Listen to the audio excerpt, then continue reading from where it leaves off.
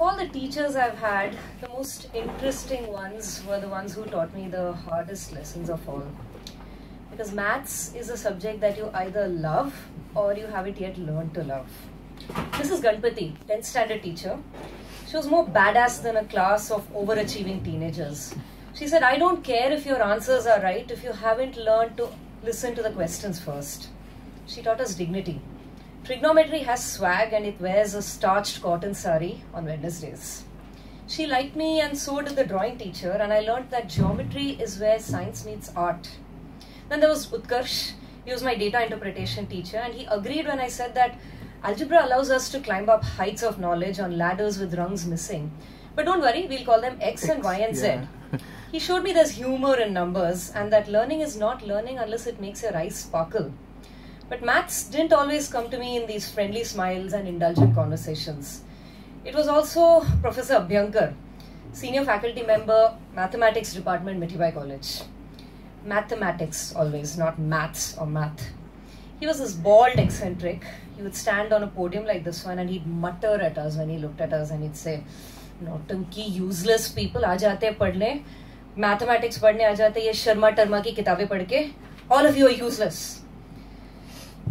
I was very scared of him. Every time he would glare at me, my hands would shake, my handwriting would go into a mess, and then he'd glare at me even more and he'd say, "Useless girl," and he'd go out and stand in the corridor and teach trigonometry to the trees outside the class.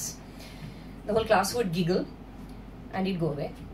One afternoon, we were all buried knee-deep in journals while Professor Abhyankar napped. His bald dome was shining like the evil eye of Sauron.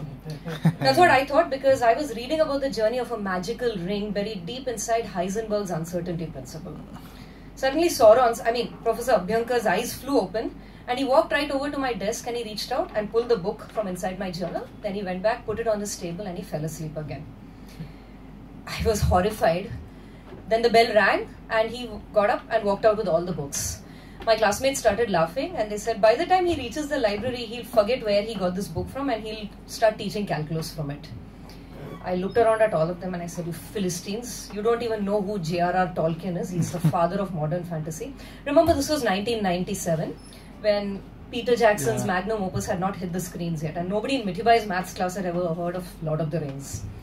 I knew I had to get the book back from him somehow because it was a gift from my father and it was a collector's edition. If my father ever found out that I was reading in class, there would be nobody to rescue me and say, "Fly, you fool." So I followed the professor down to the staircase. He opened the door, he went into the library.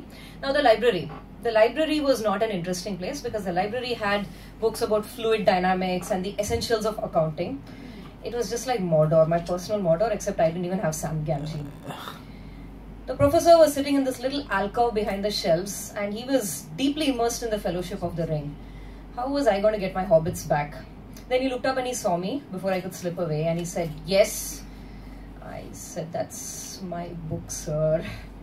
And he looked down and he looked at me again and I could feel my insides roasting the way Bilbo's must have when he was listening to the trolls decide whether they wanted to roast him or boil him.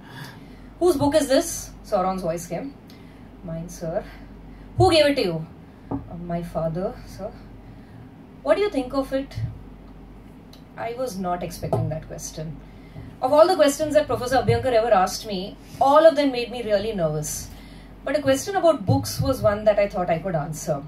So I opened my mouth and I started speaking. I told him about reading The Hobbit as a child. I told him how my favorite chapter was roast mutton. I told him Smaug is just not a really good name for a dragon, you know. Then I said, "I've just started reading this book again for the 4th time because I haven't been able to finish it, but this time I think I'll go further than I ever have before." And then I stopped because I realized I was speaking to Sauron. He smiled and then he asked me to sit down and he said, "My dear child, I cannot believe that you have the intelligence and the sensitivity to appreciate Tolkien. You must tell me what else you like reading. What do you do when Sauron turns into Elrond?" So I ran through all the books that I'd read. I blushed a little when I said Sidney Sheldon and Jeffrey Archer. Then I mispronounced P.G. Wodehouse because I wanted to sound intelligent, but I never get that name right. His smile never faded and he listened to me without interruption. And then he stopped and he said, "Have you heard of Khalil Gibran? You must read him. He writes the most sublime poetry. Look for The Prophet." And then the bell rang and he stood up. Then he patted me on the head and he gave me the book back and he said, "Come and talk to me when you've finished reading this. Tell me what you think, and after that, you and I must speak about poetry and other literature." And then he was gone. I discovered later that he had a degree in music and he played the sitar. I learned that science believes that maths and music come from the same part of the brain. I read Khalil Gibran, I fell in love with his poetry, just like the professor predicted. And I found one more maths teacher who brought light and poetry and shining eyes into my life, because maths is the language of ideas. So to all the people who brought the language of ideas to this idea smith, thank you for all the music and the stories. Happy Teachers' Day. Wow. Those teachers here on Saturday.